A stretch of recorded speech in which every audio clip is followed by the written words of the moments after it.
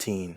أعوذ بالله من الشيطان الرجيم. بسم الله الرحمن الرحيم. الحمد لله رب العالمين، وصلواته وسلامه على أشرف الأنبياء والمرسلين، على سيدنا وحبيبنا محمد وعلى آله وصحبه أجمعين. اللهم لا علم لنا إلا ما علمتنا إنك أنت العليم الحكيم. اللهم علمنا ما ينفعنا وانفعنا بما علمتنا وزدنا علما. وصل اللهم على سيدنا محمد وعلى آله وصحبه وسلم تسليما. ولا حول ولا قوة إلا بالله. أما بعد.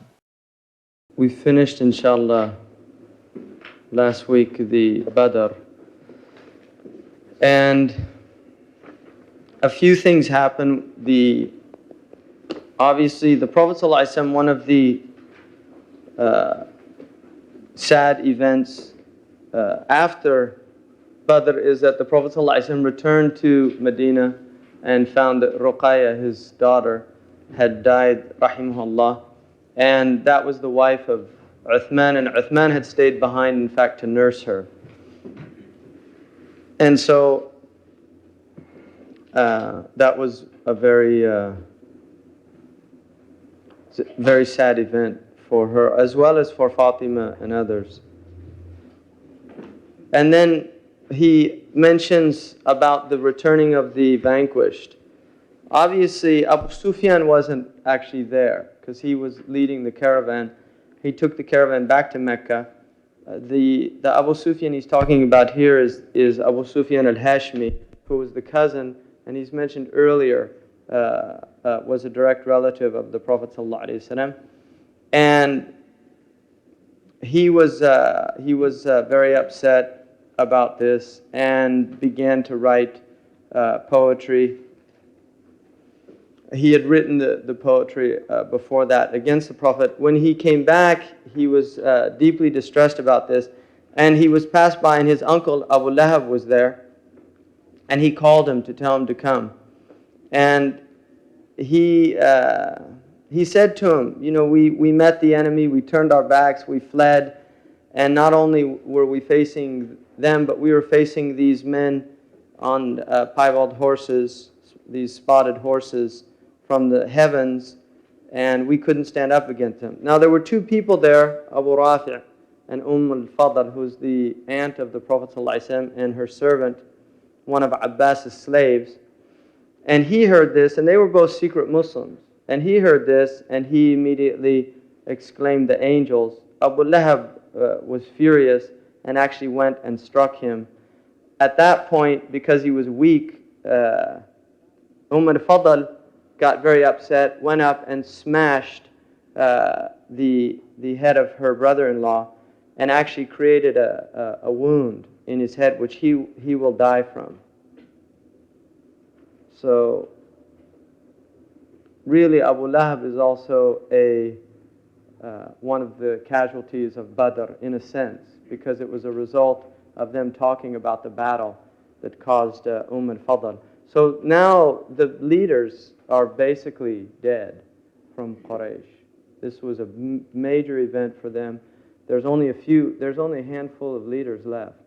And Abu Sufyan now is going to take, not Abu Sufyan al-Hashmi, but Abu Sufyan al-Umawi is going to take the leadership of Quraysh. They're going to look to him now to lead them. Abu Sufyan also, one of the things that he does is he swears that he won't ransom, and he doesn't want other people to ransom either, because this is a severe loss for them, and also not only did he lose a son and have a son captured, but he also, as now the leader of Quraysh, has to deal with the fact that the Quraysh have lost face with the rest of the Arabs, because this is going to spread all over the Arabian Peninsula, and they're going to see that the Prophet ﷺ, with really a handful of unarmed people, in the sense that they didn't have chainmail and they were very weak, defeat the Quraysh with all their glory and all their pride. This is something really unheard of for the Arabs. So this is a very serious event for them. One of the things that Abu Sufyan does is he swears off women and he swears off scent and that he won't wash until he actually makes a ghazwa. And so because like I'd read at the beginning of the course about Herodotus' statement that the Arabs, even in the Jahiliyyah, were the people that were more fulfilling of their oath, religious oaths, than anyone. So he swore this oath, and because he did that, he went on a ghazwa and actually took 200 men. And he stopped on his way to Bani Nadir, and they did not receive him, but another group of the Jews there received him. And then he went and found an Ansari in a palm orchard, and he killed him. And that's all he wanted to do. He went back. He just needed to fulfill his oath, because he said the oath out of rage, and they weren't really prepared to wage war on Medina. When the Prophet ﷺ heard about this, he sent he actually went out with a few hundred people, and they followed Abu Sufyan. And Abu Sufyan, they had these suwaiq, which is a type of qumah, wheat, and mixed with some other things that they use on journeys, the Arabs. And they had several jorab, which are containers for these, and they left them to lighten their load so that they could move faster back to Mecca. And they picked that up, so it's called the Ghazwatu Suwaiq, because that was their booty from that. So they go back to Medina, and the next section that he deals with is about the captives. Now, the captives, in traditional Jahili culture, captives were accepted as a part of warfare between the Arabs. But what they would do is they would ransom the captives. And so somebody could actually keep somebody, and they would decide how much they would take. It was a bartering. And this was honored and accepted as a practice. So the idea of these people coming and literally bartering over their relatives was actually quite common. It wasn't something strange. So the Muslims were not innovating in this at all. And one of the things that we notice about Abbas, radiallahu anhu, who's the uncle of the Prophet ﷺ, and Abbas says he wants to be let. Now, Abbas was a money lender. He was a merchant, and he made money lending. And he didn't want to give any ransom. And he's obviously the uncle of the Prophet ﷺ, so he wants to get out of the situation. And he says, they forced me to go out, and I didn't want to do this, and I didn't want to fight that, so just let me go back. And anyway, I don't have any money. And nobody from Bani Hashim, they've been completely devastated. And he said, I don't have any money. So the Prophet ﷺ said to him, what about that money that you left al-Fadl? You said if you happen to die. And he knew then that the Prophet ﷺ, that it was wahi. Some of the ulama say that he was actually a Muslim the entire time he was in Mecca, that he became Muslim early on and acted as a spy for the Prophet ﷺ. And he does go back to Mecca, and he continues to benefit the Muslims.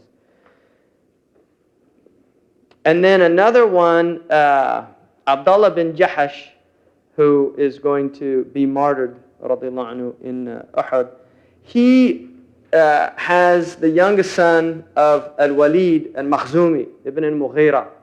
And he wants to ransom him, and they agree on 4,000 dirhams, which was that was a lot of money.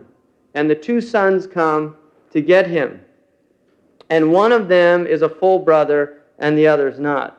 And so he says, that Khalid says that he won't give him the ransom. The full brother says he's only your half brother. In other words, the reason you're not paying up is because, so again, this is appealing to the pride of the Arabs. So he immediately says, no, I'll pay the whole thing. But the Prophet ﷺ says, don't take the chain mail, because Al-Walid, being the head of the Quraysh, actually had an extraordinary set of armor, and this was an heirloom in the family. And so the Prophet demanded that they take that as well. And they were upset about this, but they decided to do it anyway. Now when Al-Walid goes out with them, he goes back to Medina. He flees from them, goes back to Medina, declares his Islam. They come back, they say, what are you doing? After we just paid all this money and the chainmail. He said, I didn't want the Quraysh to say that he just became Muslim to get out of paying a ransom. And again, this is how these people were thinking and understanding. A lot of this is saving face. And this is still very central to, it's central in most cultures, but in the Arab culture, this is still a very strong part of the Arab personality. And so he becomes Muslim. They're obviously furious. And then the other one is Jubair ibn Mut'im, who unfortunately, he is the one who owns Wahshi, who will kill Hamza radiallahu anhu. Now he stays there, and he actually admits later on that he was deeply affected by his stay in Medina. This is Medina al-Munawwara. It's a place where the Prophet ﷺ is living amongst them. Revelation is occurring. There's people, they're obviously in an extraordinary spiritual state, and he hears the Quran being recited, and these people would be reciting the Quran all of the time. But as Basil knows, when in Tuaymarat, where Murabit al-Hajj is, you hear the Quran all the time. Everywhere you go, people are reciting the Quran. And in places where people are still committed to learning the tradition and things, and a lot of ibadah, you get very profoundly affected by being in that environment. And this is 1400 years later. So in this place, this must have been something incredibly powerful, just to be in that city at that time.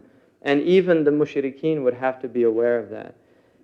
But he's lost very close people, and his uncle dies at Badr, and he swears a vengeance, Tha'ar, right? And then the other one, Ubay al-Jumahi, he was very discourteous to the Prophet ﷺ. The other ones were fine with him, but one of the things that he says is he tells him he has a horse named Al-Aud, which means the one that's going to come back. So in other words, I'm going to have my karra for Badr. And he swears by Allah that he'll kill the Prophet ﷺ. And the Prophet ﷺ says, no, ana qatiluka, I'm going to kill you. And so, now, another interesting event that happens. Safwan and Umair. They're the two nephews of Ubay. And Safwan's father is the one who was killed, Umayyah. And they're lamenting.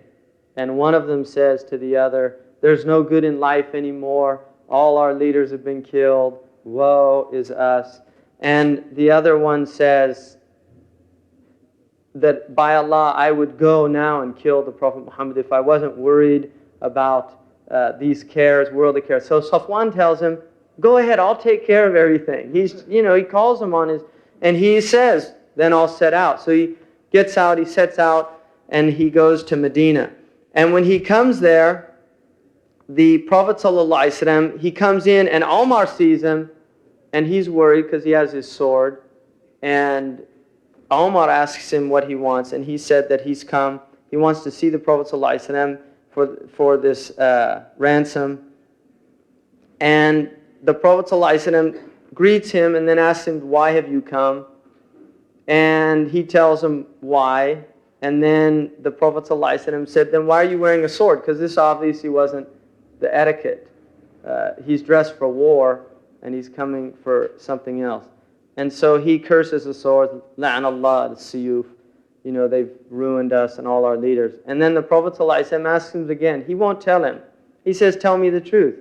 And he still won't tell him. And then finally the Prophet ﷺ tells him, what about that conversation you had with Safwan in the Baha? Now Umair, he knows nobody was there except for, and even nobody could have gotten ahead to tell him that. So he sees the truth of it, and he swears and said, we used to call you a liar and now I realize this, and he becomes a Muslim. Now he goes back and actually he converts a lot of people when he goes back. He was a powerful man, he converts a lot, and Safwan's furious, right? Now another event, Abu al-As, because of the prohibition now, Zainab, the Prophet demands that Zainab is returned to Medina to be with the Muslims. And they agree with that. She's pregnant. When he goes back, he sends her with Kinana. And they leave in broad daylight. And this is an affront to the Quraysh, because now they're totally humiliated. The Prophet ﷺ is making demands on them. See, and this is where, no, we're the ones who make demands on you. You don't tell us what to do. We tell you what to do. And now everything's being reversed. So they're in a state of humiliation, and Abu Sufyan and his men go out, and they actually come to the place, and this man Habbar goes up with his sword, and he's threatening Kinana. Kinana takes out his arrows, and he's not Muslim. He's doing this, he was given something by his brother to do, and he has to honor that. And this is again about words and honor. And he says, I'm going to kill all of you unless you leave us. And they explain to him. Now they're telling the real reason. You just don't leave in broad daylight. Come back, wait, till the tongues stop talking, and then take her out at night. And so he agrees that they go back. She has an abortion. She aborts the child. And it's blamed on Habbar, on the fright that was done to her.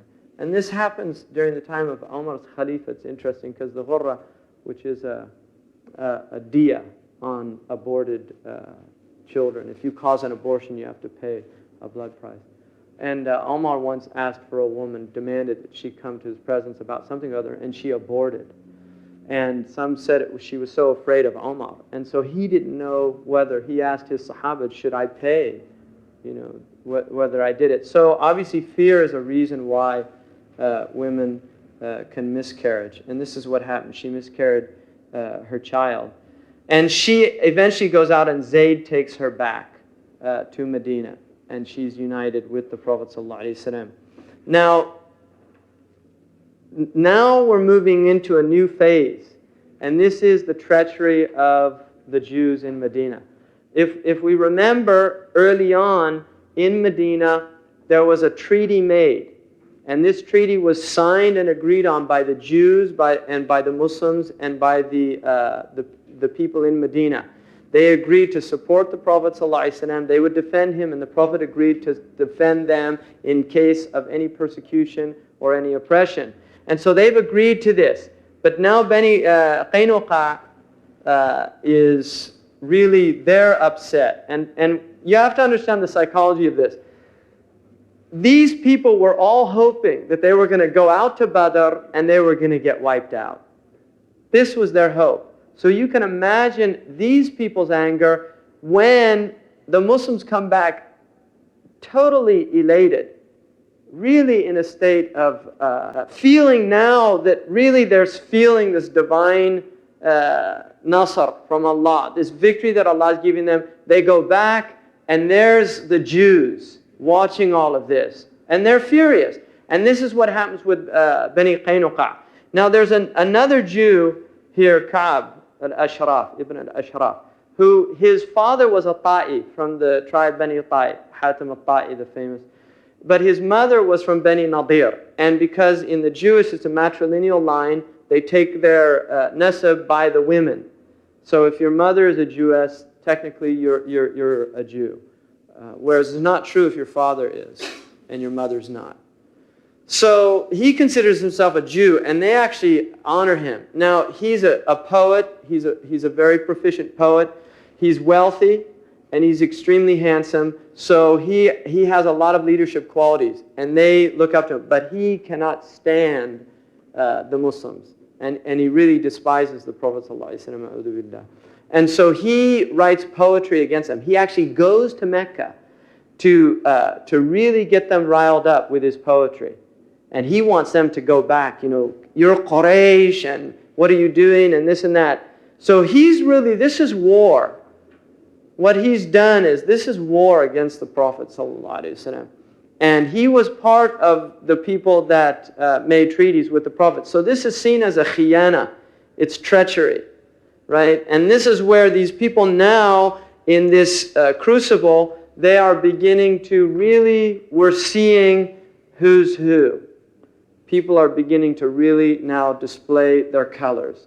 And Ka'b does some wretched things. And so the Prophet ﷺ, now Bani Qaynuqa as well, is beginning to talk. And so the Prophet ﷺ goes to them and he tells them, look, we made a treaty and you're not abiding by the treaty. And they told him, they were actually brave Jews. In fact, they were called Asja' al-Yahud, Bani Qaynuqa. They were known for their shaja'a amongst the Arabs, which is not true of the other Bani Nadir and Bani Qurayza. They were known to be, and they were very proud of their courage. And they told the Prophet ﷺ, look, you fought the Quraysh, right? These city dwellers that really don't know anything about war. And so don't let it go to your head. Because if you come up against us, we'll really show you how to fight. So that's a threat now. In other words, they're threatening him. So now they've broken their treaty. So the Prophet ﷺ goes and he tells his companions that we're marching on Bani Qaynuqa. Ubadah ibn Samit and Ubay and Abdullah bin Ubay are both, they had a hilf with Bani Qaynuqa in the Jahiliyyah. Abdullah, the munafiq, goes to Ubadah and he says, we have to support Bani Qaynuqa. They supported us in Jahiliyyah and they helped us, and now we have to support them. And Ubadah says, look, we made a treaty, and that treaty has abrogated all the previous treaties. And so we are no longer bound by those previous bonds. We're bonded to the Prophet ﷺ. And Abdullah is really upset. He disagrees with him, and he actually marches out and realizes nobody's going to follow him anymore. He's got the handful of hypocrites. And they're all lukewarm people anyway. They're neither here nor there. They're just waiting always to see the dawa'ir. Who's it going with or against? So he realizes he can't do anything. Well, Bani Qaynuqa was depending on some support. So here they are in their military fortress, and they're surrounded now by the Prophet ﷺ and several hundred of his companions, and they wait 15 days. They don't have any more supplies, and they finally surrender unconditionally. And the Prophet ﷺ is, obviously because this is treachery, is thinking about killing these people for their treachery. Abdullah ibn Ubay pleads with him not to do that. And so the Prophet actually forgives them, but banishes them from that area, and they actually move just outside of Syria, just on the border of the Syria, and they actually they're destroyed, halaku, after that. They don't survive that experience. So that's one group now that is taken care of. Now, the next thing that happens is Ka'b al-Ashraf. He actually precedes it, and you're going to get different versions of what comes first. The Prophet ﷺ said, "Man yurihuni min Ka'b al-Ashraf?" Who's going to give me repose from Ka'b ibn al-Ashraf? And he immediately, one of the Ansar, Muhammad ibn Maslama, stands up and he says, "I will do it, Ya Rasulullah." And then a group of other Ansar say that they will also help him. And then they tell the Prophet, the only thing is, because he is in his fortress now and he knows that there's a war against that he's worried. And so they say, we can only do it by lying, and we can't do that. The Prophet ﷺ tells him and gives us a qa'idah, al-harbu khid'a, or khud'a, or khad'a. Harb is is trickery. And this is how Sun Tzu's book, The Art of War, begins. This is an ancient principle in warfare. The nature of war is that it's deception. War is deception. In other words, the Prophet ﷺ is telling them that this is a permissible time. In times of war, one can lie, because it's an actual part of warfare. I mean, to kill a human being is the worst thing you can do. But in war, it becomes acceptable, because that's the nature of war. So things that in normal times are completely unacceptable, in times of war become acceptable because of the nature of war. And Islam, although it limits, right, things that we can do, like you cannot mutilate, you don't kill children, you don't kill women, you don't kill religious people, you don't kill old people, you're not supposed to kill livestock or cut down fruit trees or burn crops and these type things. So there are rules, just like even the kuffar have their Geneva Convention, the rules. They recognize that there's certain things. I mean, whether they practice them or not, the fact that they recognize that there's things that you should and shouldn't do in war is a sign that these are universal understandings. And so they go out, Muhammad Maslama goes, and he meets Ka'b, and he knows him. They knew each other. And he said, you know, Ka'b, because the Arabs are actually against, a lot of Arabs are against the Prophet, and they are having troubles. The Muslims in Medina are having troubles, and they're having troubles within the city, outside the city. And he tells him, you know, we made an oath with this man, but really it's just causing us trouble. We're all suffering. Can we borrow? I need to borrow some money and food from you. And Ka'b says, didn't I tell you all this was going to happen, and you didn't listen to me? And he said, well, I'll only loan it to you if you give me your women as a, what do they call it? Rahan. The rahan. No. What do they call it? Collateral. What you put down when you get a loan, you have to put something with it. Collateral. No, it's not collateral. There's a word for it, technical term. English. It's a rahan. Rahan. It's a deposit. It's like a deposit. Exactly. It's a deposit. Right? Like you go to the pawn shop, you have to give them something. They call that collateral? Huh. All right.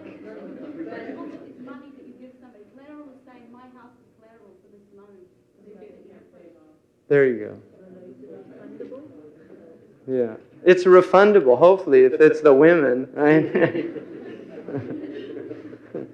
So he tells him, there's another word, I just can't think of it right now. The word I'm thinking of. There's a word there. It's your security, your guarantee. So he asks for the women, and Muhammad radiallahu anhu says, you're one of the best looking men in Medina. You think we'll let you have our women? Right? So here he's like playing on his vanity. So he says, then your children. He said, what do you think it's going to look like for us when the Arabs start saying Muhammad bin Maslama mortgaged his children for 2 wasaq of wheat? Right? Look bad. So they make an agreement, and he tells them they're going to meet them that night. So he goes, he's in bed with his wife, and he hears them calling. And his wife says, what's going on? And he said, don't worry, it's Muhammad bin Maslama. And she said, no, there's something going on. Because you're muharab.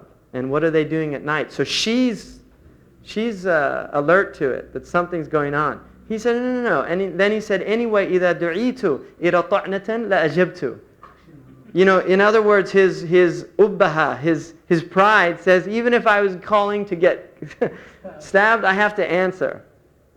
So he goes out, and they take him, and they're walking, and he's put on musk, and they're walking along, and they're talking, they're walking back and forth, discussing things, and then one of them says, and he has his sword, Ka'b, and he's a strong man, and one of them says, that's incredible scent. I've never smelled anything that good. Can I smell your head? And so this is vanity again, right? So he takes off his helmet and he puts down his thing, boom, and he kills him. And that's the end of Ka'b ibn al-Ashraf. So obviously Bani Nadir is furious, right? And they go to the Prophet ﷺ and they say, he was killed treacherously. And the Prophet ﷺ said, he made an oath with us. He broke the oath. And so he was punished for it. And this again is a warning, and it's also the nature. One of the things about that the Prophet's character and behavior teaches us, you have to see the Prophet ﷺ as a prophet, but also as a leader of a government. He actually has a city now. This is a city-state that he is leading. And so you cannot, by the nature of governance, you cannot allow certain things to happen without serious punishment. Because if you do, then it leads to anarchy and it leads to people taking advantage. And so the Prophet ﷺ, although the dominant characteristic is rahmah, you'll see that he will show his just side, his adala, when it's necessary only. In times when it's not necessary, he is always going to forgive. But in times when it's necessary, and these are times of war, these people, I mean, he has an entire community now that their security and their lives are based on his judgments and his decisions. And he sees the treachery that's going on, and he has to stop it. And so he lets them know, this is a message to Bani Nadir. If you make oaths and then you break them, then this is your reward. Because this is khiyana. And the Arabs know this, because these are Jewish Arabs, right? They're Arab in that they've grown up in Arabia. They're speaking Arab. They're Arabized Jews. They know how the desert works. And they know what khiyana is, because this is the worst thing for the Arabs, is khiyana. It's a terrible thing. And so the next events that he makes mention of here is some deaths and some marriage. Obviously, Ruqayya, rahimahullah, who dies, and she's married to Uthman. Now, one of the things that important, a hukm shar'i here, is when Ruqayya died, the women were weeping, and Umar wanted to stop them. And the Prophet ﷺ said, let them weep, because Allah does not take you to account for the eye or for the heart. In other words, for grief and for tears. What He takes you to account for is speaking. And this is why it's prohibited in Sharia to wail, walwala, like what some of the women do, bawaki, and ripping and tearing, this type of thing. And actually there were women in their culture that were paid to do that. It was a job. I mean, there's a lot of ways to make a buck, and that was one of them in that culture. And there's people in this culture that do bizarre stuff like that, right? I mean, there are people that are paid to escorts, these type things, that are paid to, just go on a date with somebody. So they had people that did that and wept for people.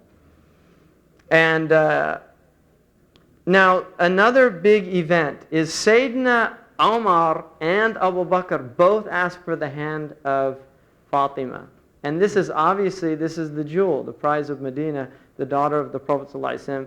Fatima was stunningly beautiful. She's the beloved daughter of the Prophet ﷺ.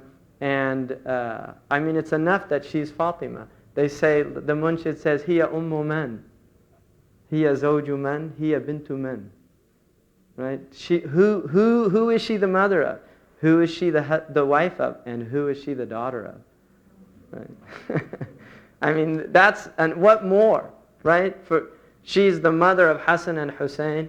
She's the wife of Sayyidina Ali, and she's the daughter of the Prophet ﷺ. So Fatima is something amazing. And they both propose. Now Abu Bakr is the closest person to the Prophet, and he's also married to the daughter of Abu Bakr.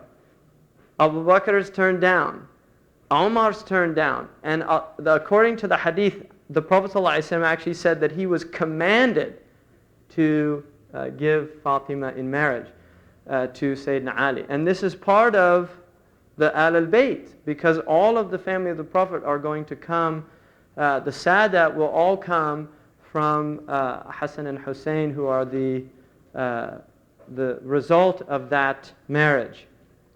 Now, a couple of one, it's very beautiful. Sayyidina Ali is a water carrier. That's how he's making his money. He goes out and gets water from the wells for people's houses, right? So he has no money, and he actually, Uthman gives him something for a dowry. But he doesn't have any money. And then he's also given some camels. And he doesn't mention this story, but it's one of the reasons why alcohol is prohibited. Sayyidina Ali has these 2 camels for his walima. And you can imagine he's 20 years old. He's about to marry Fatima. He's probably in a state of ecstasy. And he goes and he puts down his 2 camels. And Hamza is in a hanut, which is a bar. And he's probably celebrating a little bit after Badr too. And he's listening to a qaina sing. And one of these camels defecates. And the smell starts coming in. And she sings to Hamza. Is Hamza one to let a camel spoil this environment? And so Hamza, he's a little drunk. He goes out and he takes his sword and he cuts the 2 humps of the camels off, and he puts his hands in between them, jumps between them, and pulls out their kidneys. Sayyidina Ali comes, and there's his wedding feast, right? And he goes in and he sees Sayyidina Hamza and blood on his hands. And so he goes to the Prophet ﷺ. He tells him what happens. The Prophet ﷺ goes in and he says to Hamza, "What did you do?" And Hamza, he's drunk. He doesn't know what he's saying. He looks at the Prophet and he says, وَهَلْ أَنْتُمْ إِلَّا عَبِيدُ آبَائِنَا? Are you anything other than the servants of our fathers? So this is a Jahiliyyah boast. And the Prophet, when he hears that, taqahqara, he leaves the room. And he goes. And then the ayahs came down about the khamr. That's one of the reasons that was done. So, but that doesn't spoil the wedding nonetheless. But he just mentions, that they bring sand to put on make the floor nice from the riverbed. They have a sheepskin, a striped cloth from Yemen, a pillow stuffed with leather cushioned palm fibers, and then they even have dates and figs to put before. I mean, look at the simplicity of these people. And this is the wedding of the Prophet's daughter, sallallahu alaihi wasallam. And you look now at how people have weddings, right? Spending millions of dollars in some places, literally, in the Muslim countries.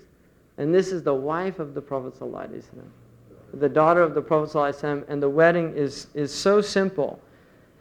And another thing about the Prophet, the Prophet did make mu'akha with Ali, Sayyidina Ali. When he made mu'akha between the Ansar and the Muhajirin, he took Sayyidina Ali as his brother.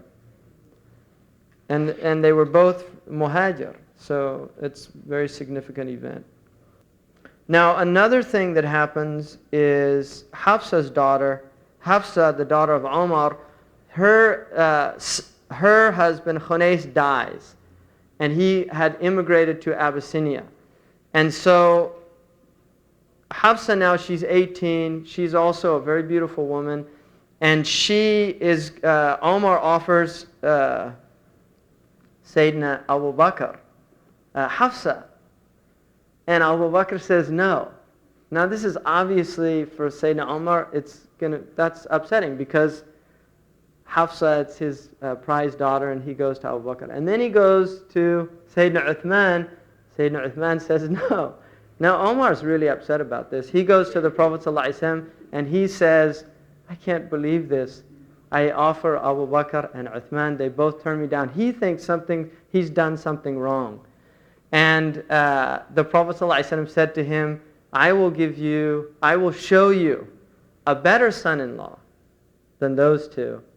Right? And then he says, and I will also show them a better father-in-law than you. And so Umar, as sagacious as he is, understands the meaning. Because what the Prophet had told Abu Bakr and Uthman, that he was planning on proposing Hafsa.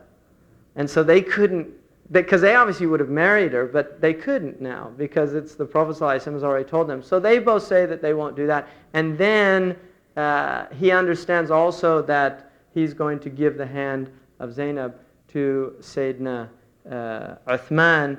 And the reason for that, or Kulthum radiallahu anha, and then he becomes known as Dhun Nurayn, Sayyidina Uthman, the possessor of two lights.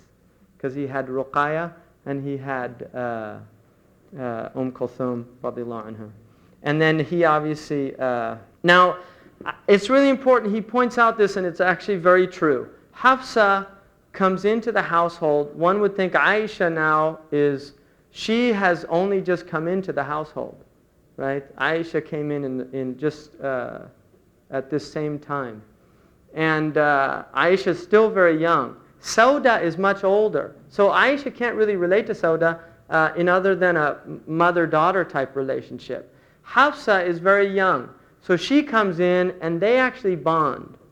And they will become very close. And there's, they have their adventures together. But they actually become very close. And so there's no disharmony in this event of marrying Hafsa.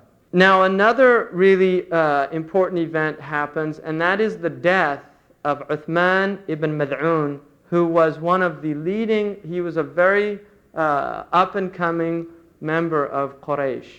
And he became Muslim, as we remember early on. He was one of the closest people to the Prophet. The Prophet ﷺ loved this man deeply, and he was known to be Azhadu Sahaba. He was the most ascetic of all the Sahaba. One of the famous stories about him was his wife actually went to the Prophet ﷺ, his wives, wearing really poor clothes and in a real state. And they asked her what was wrong, and she said, Naharahu sa'im, wa layluhu qa'im. He just fasts all day and he prays all night. Right? So this is like a darwish. She's complaining that this is somebody who's completely disengaged from the world. And so the Prophet ﷺ actually calls him and says, Alakum fiya qudwa? Am I an example for you? And he said, Ja'altu fida'ak ya Rasulullah. I'm your ransom. You're my qudwa. And he says, Inni asum wa uftiru wa inni anamu wa aqum. I fast and I break my fast, and I sleep and I pray. وَإِنَّ لِجَسْدِكَ عَلَيْكَ حَقًّا, and your body has a right over you. وَإِنَّ لِأَهْلِكَ عَلَيْهَا حَقًّا, and your wife has a right over you. Right? So all Uthman then, the next time he's seen, he's actually wearing nicer clothes and some scent. But he's obviously doing this not because he wants to, that he's just doing what the Prophet told him, and his wife is actually very happy too, because now he's fulfilling his obligations to his wife as well. Another thing, he was very close friends with Al-Walid ibn al-Mughira. They were very close. And he said that the reason that he became Muslim was because the Prophet ﷺ used to constantly come to him, وَيَلَحْوَ عَلَيْهِ. He would tell him, become Muslim, become Muslim. And he said, I finally got to the point where I was too ashamed of seeing him like this, coming to me, wanting me to. So I just told him, La ilaha illallah Muhammad Rasulullah. And then he said, but one day I was with him and he recited, إِنَّ اللَّهَ يَأْمُرُ بِالْعَدْلِ وَالْإِحْسَانِ وَإِيتَاءِ ذِي الْقُرْبَى وَيَنْهَى عَنِ الْفَحْشَاءِ وَالْمُنكَرِ وَالْبَغْيِ يَعِظُكُمْ لَعَلَّكُمْ تَذَكَّرُونَ. And he said, أَسْتَقَرَّ الْإِيمَانِ فِي قَلْبِي. When he heard those ayahs, Allah commands to justice and ihsan and forgiveness and giving and kinship bonds, وَإِيتَاءِ ذِي الْقُرْبَى. And he prohibits fahsha and munkar, evil things and this. And then Allah, He's exhorting you that perhaps you might remember. He said that when he heard those ayahs, Iman came into his heart and he wanted to go tell Al-Walid. And part of the reason was the eloquence of the ayahs is extraordinary. I mean, the whole Quran is eloquent, but there are certain ayahs, obviously, that are these kind of comprehensive. They contain so many meanings in them, and this is one of those verses. So he went to Al-Walid and he said, you have to hear this. And so he recites to Al-Walid the ayahs, and he said, Idha, which is what the Jahili Arabs said when they heard a good line of poetry that they really appreciated. And they still say that. The Arabs do that. If the poet is giving, they'll say, Id, right? And so he repeats it again, and he said, Inna laha la halawa, wa inna alayha la talawa. These words have a sweetness, and they're embellished. And then he said, wa inna asfaraha la muriq. And the bottom part of these words brings forth beautiful foliage. Wa inna a'lahu la muthmir. And the height of these words is fruitful. And then he says, Laysa hadha kalam al-bashar. This isn't the words of a human being. And he almost became Muslim, and obviously he's told by Abu Jahl and others that he's being bewitched. So he never does. The other thing about Uthman radiallahu anhu, when he was buried, and he points this out, the Prophet actually went to him and kissed him when he was lying in state. He went and kissed him, and then he said, Ya Uthman, ma asabta dunya wa ma asabat ad-dunya minka. You didn't touch the dunya, and the dunya never touched you. And then his wife, when she saw that, she said, Hani'an ya Aba Sa'ib. His name was Abu Sa'ib. He said, Hani'an ya Aba Sa'ib, al-Jannah. And the Prophet looked at her and he said, Ma ilmuka bihada. You know, where'd you get that knowledge? Ma ilmuki bihada. Where'd you get that knowledge? And he said, Bihasbiki in qudti kana yuhibbullaha wa rasuluhu. He said, where did you get that knowledge? And he said, Ya Rasulullah, kana yasum al-nahar wa yaqum al-layl. He used to fast all day and he'd pray at night. And the Prophet said, it's enough for you just to say he loved Allah and His Messenger. And this is an important lesson, because what the Prophet ___ was teaching here is that we do not say about Allah what we don't know. And this is really important. Anybody that we do not say anybody other than who Allah and His Messenger have said is in paradise. We hope that people are in paradise, and we have a good opinion. And many of our scholars and our martyrs and our righteous people have been seen after their death by many of their companions and other people in paradise, giving them bushra. And we should believe that, like Imam Nawawi, Imam al-Ghazali, Ibn Hajar, and hopefully our relatives who are Muslim and these things. We should believe that and have a good opinion of Allah. But we don't say what we don't know. And that's why only Allah and His Messenger can tell us who is in paradise and who's in hell. No one else can make that. Can you please tell me the surah and the ayat number that you put? About what? About Hazrat Usman being touched by that particular... Oh, إِنَّ اللَّهَ يَأْمُرُ بِالْعَدْلِ وَالْإِحْسَانِ. No, the other one that says about justice and being good. Yeah, that one. Uh-huh. What surah number? Does... Huh? Do you know which... Inshallah, maybe somebody could find it.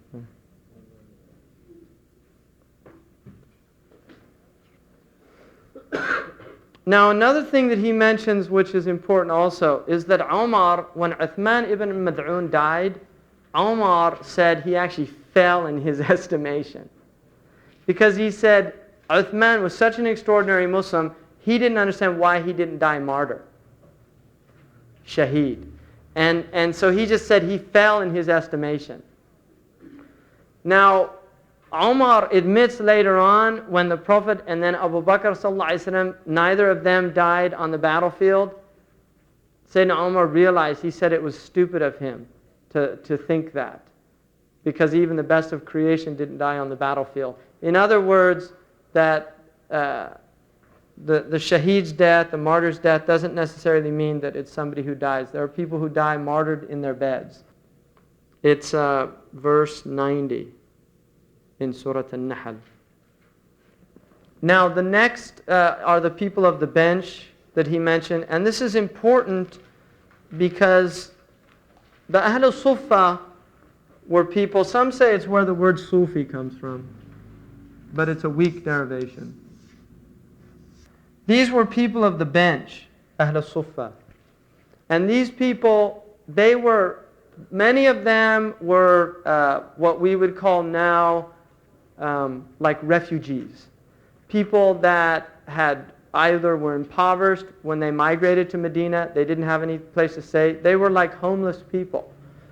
And the Prophet ﷺ took them in and put them in an area in the masjid. It's actually, if people know the present day masjid, the original Ottoman masjid is like this. The Prophet's masjid, the original one, was about like this. The Rawda is here. And the houses of the Prophet ﷺ are here. And this is where you visit the Prophet ﷺ's grave. The mihrab is here. Bab as-Salam is here. And the mimbar is here of the Prophet. And his original mihrab was here. The Sufa were in the back of his houses here. And there's a raised place now in the masjid where you can see that. And these people, they sometimes were about 70 people. Abu Huraira radiallahu anhu was amongst them. Many of the actually big Sahaba were amongst them. And these people, they basically were supported by the Prophet ﷺ. He would actually give them food. Whenever he got food, he would send food to them. There's a wonderful story of Abu Huraira radiallahu anhu. Once the Prophet ﷺ was given some milk, and Abu Huraira brought it, and Abu Huraira said, the Prophet said, "Go bring the people of Sufa." And Abu Huraira said, he thought to himself, "I'll never get to drink any of this." Because he realized he's the one carrying it, so he's going to be the last one to get some. And so he calls the Sufa people, and he he offers it, and not only does each one drink, but the Prophet tells them, keep drinking till you're full. Every single one of them drank till they were full, and then it got to Abu Huraira, and the Prophet said, "Drink." And he drank, and he said, "Drink." And he kept drinking, and finally he said, "Ya Rasulullah, I can't, there's no more room." So they were amazing people. Ibn Abi Jamrah says that the Ahl Sufa is a proof that in healthy Muslim communities you will have ubad that are supported by the community, and really what they're there to do is to study and to worship and to be a spiritual support for the community. And even though this is an anathema in modern Islam, because there's a lot of modern Muslims that are very opposed to this idea, and they often quote the hadith of Sayyidina Umar, who once walked into a masjid and found a man worshiping there, and he said, "Who supports you?" And he said, "Akhi." And he said, "Akhuka khayrun minka." Your brother's better than you.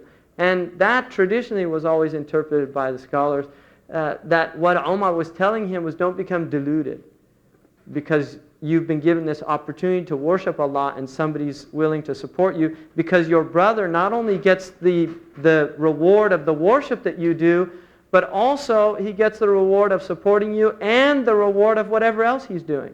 So he's better than you. Right? Umar didn't chase him out and say haram and go get a job, and right? So that's what these people were doing. Many of them actually end up becoming very wealthy. Salman al-Farisi was amongst them, and he actually wept on his deathbed. And one of the Sahaba asked him, "Why are you weeping?" And he said, "When we were at the Sufa, we took an oath with the Prophet that we would never take more from this world than just what a rider needs." And he said, "And I feel like I've broken that oath, and I'm ashamed to meet the Prophet in the Akhirah." And they said when he died, he had like a handful of dirhams, a wudu pot, and a few other possessions. Yeah. So the bench was an amazing place. These people were also, many of them become great scholars as well. Ibn Mas'ud radiallahu anhu is amongst them. Abu Huraira is amongst them. Ibn Mas'ud is really almost like a family member. And some of these people were like that. Abu Dhar al-Ghifari is there. And they were often hungry as well. And Abu Hurairah actually mentions, he said sometimes they would see us roll, the other Sahaba would see them rolling around thinking they were having fits of epilepsy. And he said it was just we were so hungry, we were just trying to get rid of the hunger pang. Now another really important event also, Anas is given by Sulaym to the Prophet ﷺ as a servant in his house. And Anas will become one of the greatest scholars of the Sahaba and of Islam. So he actually, this is obviously a divine, everything that's happening is for reasons, but Anas coming into the house is an important event. And then also, Sayyidina Ali, who's married now to Fatima. Fatima is working and Sayyidina Ali is working. Fatima works grinding corn and selling it for the houses in Medina. And Sayyidina Ali is working, and her hands become very blistered and calloused. And so Sayyidina Ali says, go, because the Prophet has servants. He says, go and ask the Prophet ﷺ for a servant for us. And so she goes and asks the Prophet ﷺ. She actually goes in and she feels too ashamed.